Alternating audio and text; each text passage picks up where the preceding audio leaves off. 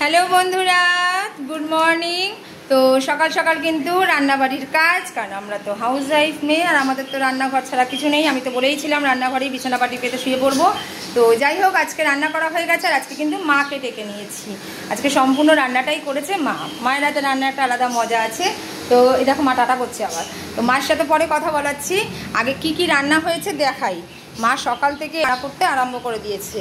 তো দেখো, এটা কিন্তু এই কালকে ছিল, সেটা বের করে নিয়েছি। উচ্ছে ভাজা, সেই উচ্ছে আলু ভাজা করেছিলাম।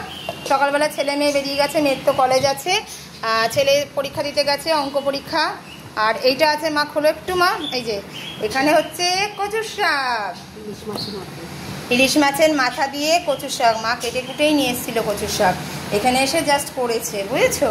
তো ইলিশ মাছের মাথা দিয়ে, মাছা ফাছা কী সব বলে ফেলছি দেখো। ইলিশ মাছের মাথা দিয়ে কচুর শাক। তো কারা কারা এরকম কচুর শাক খেতে ভালোবাসো অবশ্যই কমেন্ট করো। মানে এটা থাকলে না আর কিছু লাগে না, মনে হয় একতলা ভাত কিন্তু এতেই উড়ে যাবে। আর এটা হচ্ছে কি, কাতলা মাছের ঝোল।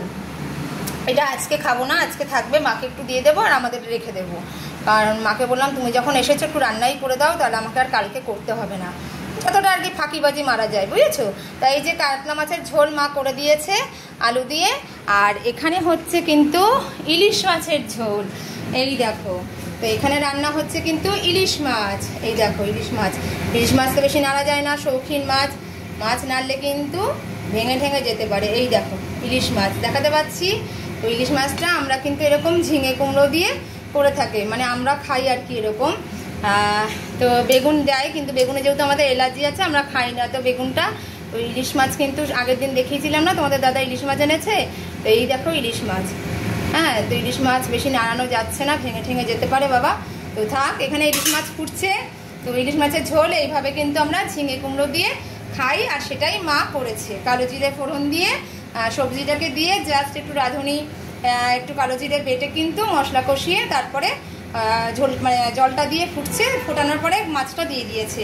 তো এখানে কিন্তু মাছটা আমরা ভাজিনি, এখানে আমরা মাছটা ভাজিনি, দেখেছো? মাছটা প্রচণ্ড নরম, প্রচণ্ড ভালো মাছ, প্রচণ্ড, মানে বরফে রাখা শক্ত মাছ না, সেটা বলছি। একদম খুব ভালো মাছ, পাকা মাছ।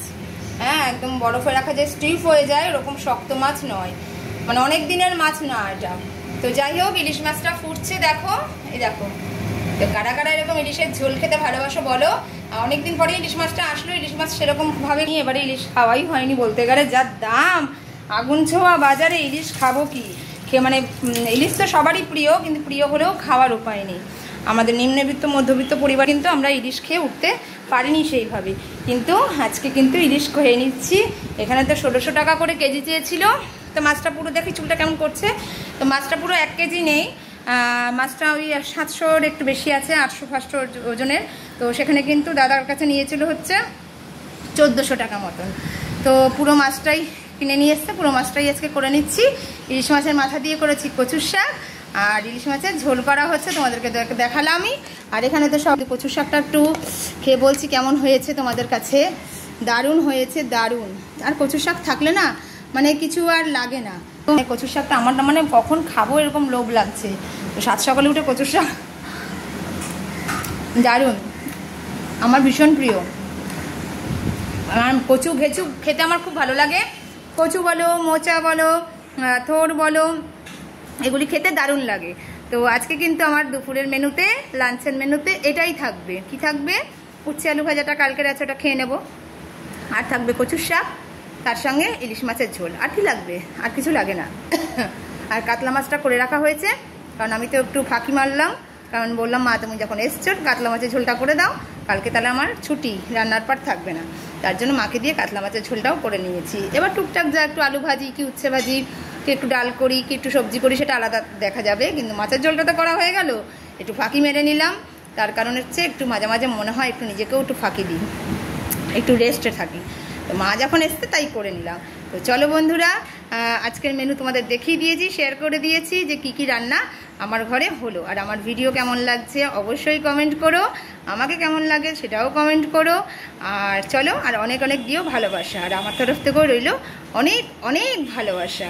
তো চলো বন্ধুরা, টাটা।